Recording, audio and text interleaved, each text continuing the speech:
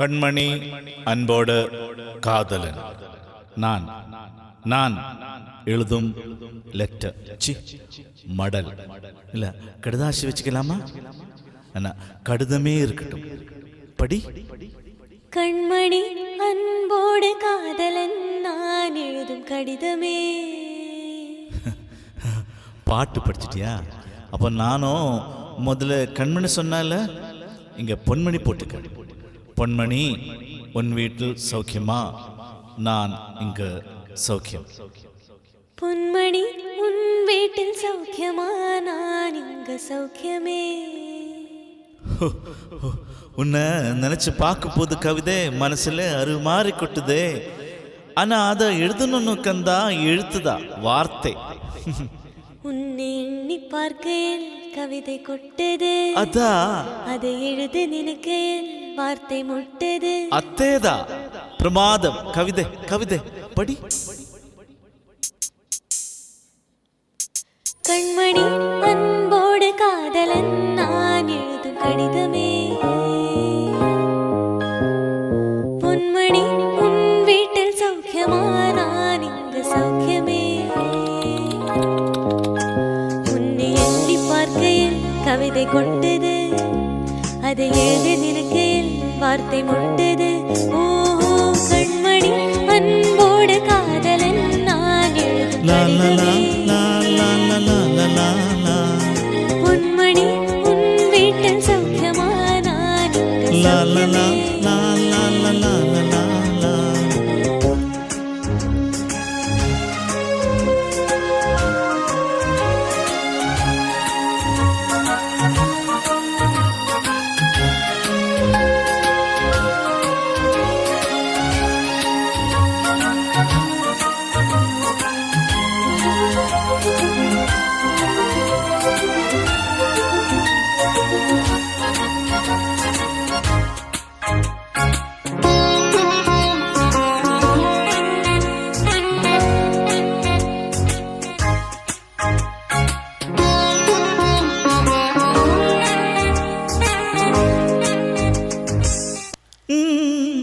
எனக்கு உண்டான காயம் அது தன்னாலே ஆறிடும்.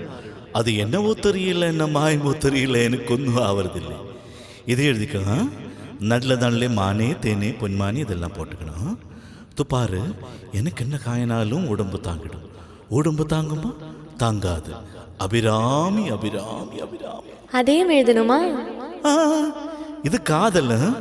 என் காதல் என்ன சொல்லாமா? எங்க அழுகியா வருதே. ஆனா நான் அழுது என்ன சோகம் என்ன தாக்கிடுமா? அப்படி நினைக்க போது வர அழுகு கூட நின்றுடுது. மனிதர் உணர்ந்து கொள், இது மனிதர் காதல் அல்ல, அதையும் தாண்டி புனிதமானது.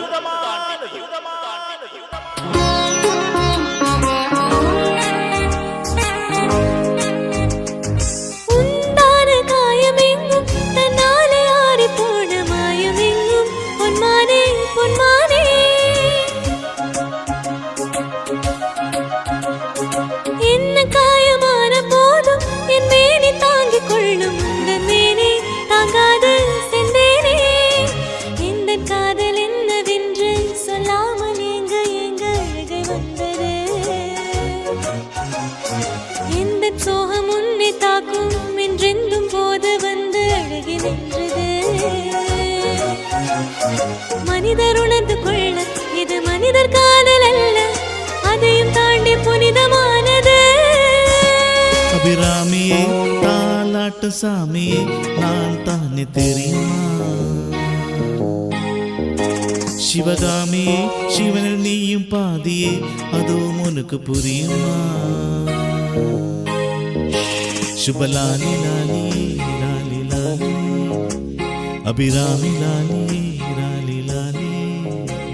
அபிராமியே, தாலாட்டு சாமியே, நான் தானே தெரியுமா? உனக்கு புரியுமா?